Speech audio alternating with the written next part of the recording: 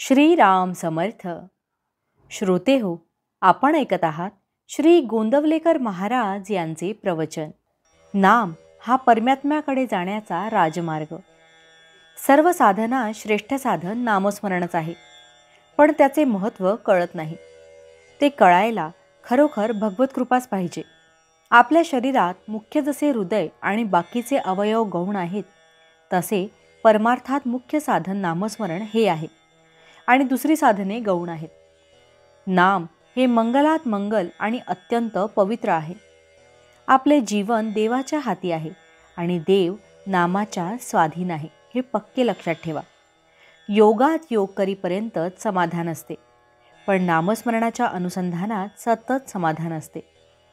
स्वतः निर्गुण झाल्याशिवाय निर्गुण उपासना होत नाही. तेज दिसणे, नाद ऐकणे या सर्व गोष्टी गुणातच नाही का आल्या?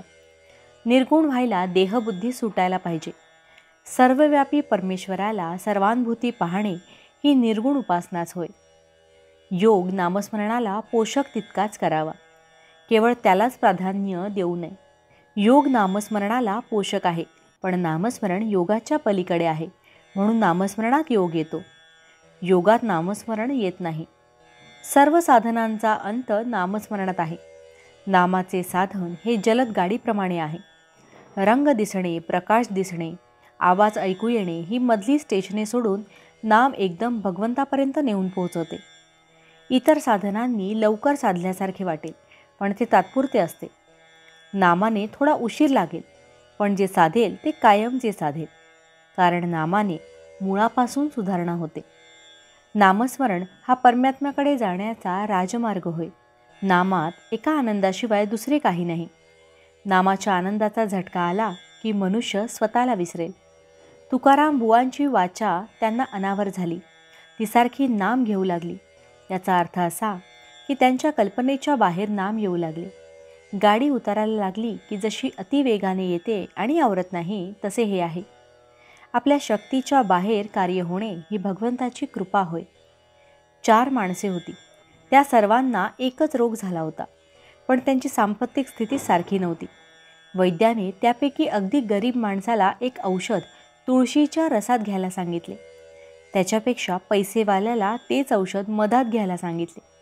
त्याच्याही पेक्षा पैसेवाल्याला तेच औषध केशरात घ्यायला सांगितले आणि सर्वात श्रीमंत होता त्याला तेच औषध कस्तुरीत घ्यायला सांगितले.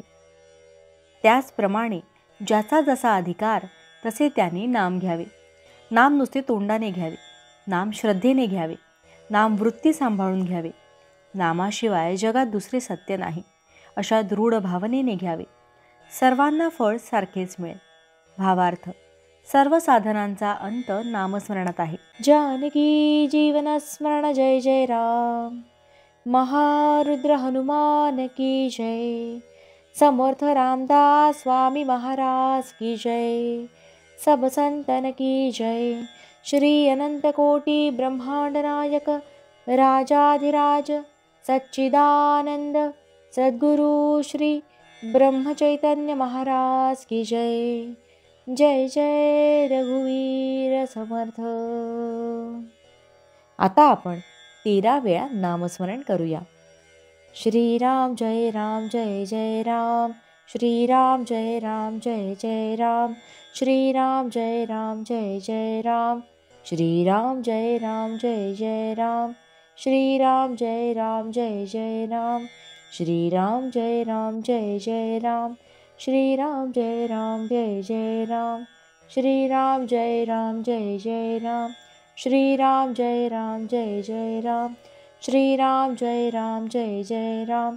श्रीराम जय राम जय जय राम.